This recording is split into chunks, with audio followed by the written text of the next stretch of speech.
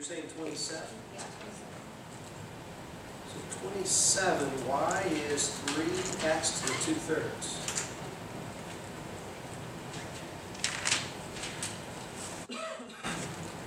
Minus 2x. And Josh, just look at it from -1 to 1. It says locate the absolute extreme on the closed interval. So if we go from -1 to 1 for x, this thing should have an absolute highest point, absolute lowest point. So we need to test the endpoints. So when x is -1, if we put -1 in here, y is going to be 3 times -1 to the 2/3 minus 2 times -1. So cube root of -1 is -1, square it, you get 1, multiply by 3, you get 3, plus 2, you get 5. So when x is -1, y is 5. If we put a positive 1 in there, and when x is 1, this now is going to be 3 minus 2, it's going to be 1. Giant. And then to find the critical numbers, we take the first derivative. So 2/3 times 3 would be 2x. And subtract 1 from that, you get -1/3. Minus the derivative of 2x is 2. So we want to know, where does that equal 0 or where is it undefined? So here's where, if I just set this equal to 0, we might miss some stuff. If I simplify this, this is 2 over x to the 1/3. And I can make it minus 2x to the 1/3 over x to the 1/3. So I'm just sort of like putting this over 1 multiplied top and bottom. So my derivative is 2 minus 2x to the 1/3 over x to the 1/3. So when I add those two.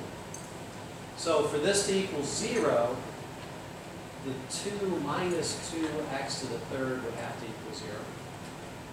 And for it to be undefined, x to the 3rd would have to be 0. So x could be 0. That makes it undefined. I'm going to go back up here real quick. If I put 0 into here for x, I get 0. Right, so there's a point at 0, 0. Yeah. Anywhere the first derivative is 0 or undefined, it's a critical number. So already that is the lowest so far. That could be the absolute number. Here I'll take the 2x to the 3rd to the other side. I'll get 2 equals 2x to the 3rd. Divide by 2 and I'll get x to the 3rd equals 1. So cube both sides and I'll get x equals 1. Another critical number, we already tested that. That was an endpoint. 1 was 1. But that doesn't turn out to be anything. The absolute max is -1,5. And the absolute min. So -1 is 1, the interval that's given are critical numbers because they're the intervals? Yeah. And then the other one is critical number because it's where the derivative equals? Right. So this is where it changed directions. For example, like if we had a graph that did something like this, did something like that, it kept going on and on. Right, this right here is a relative maximum. Right, and this is a relative minimum. And then those would be critical numbers, right? Right. Now, if we said just look at this graph, maybe I'll box it in. If we said just look at this graph on. But would the endpoints on that graph be critical numbers, or is that just? Let's just say let's say look at this graph just inside this box. Okay, well then they're absolute. We got a point there and a point here.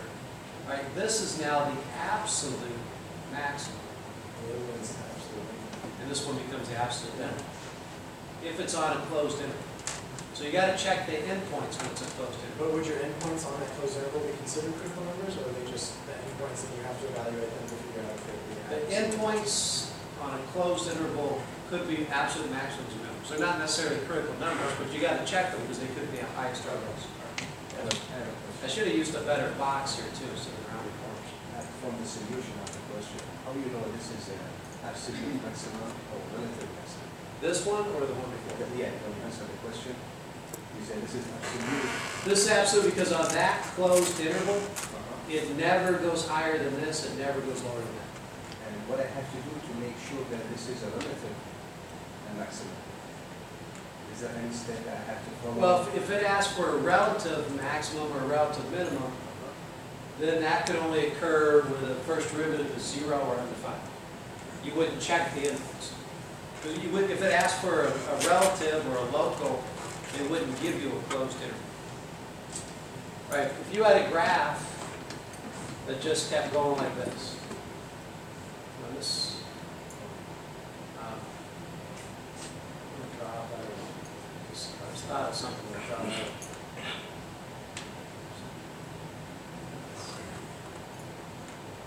If we had a graph, let's say it came up, changed direction here, and like this.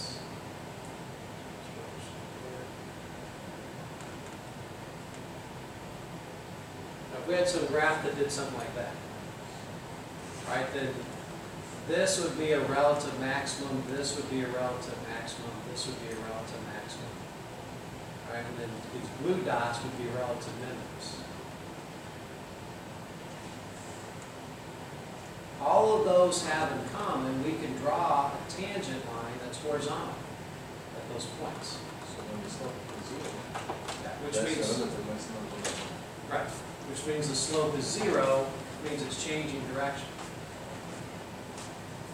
What about the absolute? Absolute has to be on a closed interval. They would have to say, just look at it from here to here. So the A and B and the Could be a maximum or a minimum, yeah. Not necessarily. Like if we started here, this would be the absolute minimum. If we started here, this would be the absolute minimum. thank you. Yeah.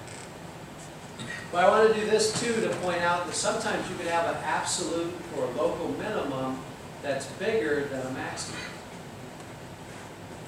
All right, that's we're going to get here in either 4.3 or 4.4 tests to see. You know, if we just went through and found the coordinates of these points, we might think this is a maximum because it's bigger than this, or it's bigger than that. We want to test, is the graph going up or down on both sides? So did that answer your questions? Yeah. Well, and I see I'm making this mistake where I'm not finding like where the graph is on the line. So that's, I guess that's 0.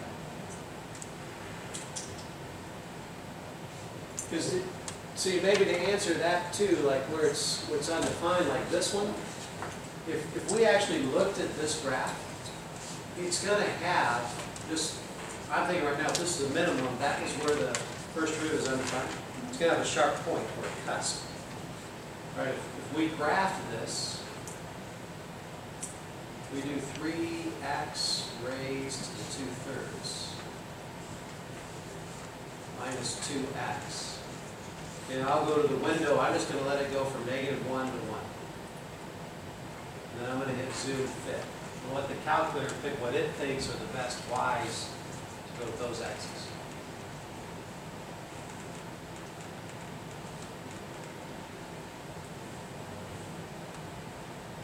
Sure enough, see how it comes to a sharp point or a cusp? So that was, when we look at this here, here's our absolute maximum was over here at -1.5. This was our absolute minimum at 0.0. That's where the first derivative was undefined. So a graph doesn't necessarily have to have a horizontal tangent line when it changes direction. If the derivative is undefined, then it's not differentiable. Right. So here was, if we're just looking at the graph, this was our point over here, this was -1.5. And this was 0.0.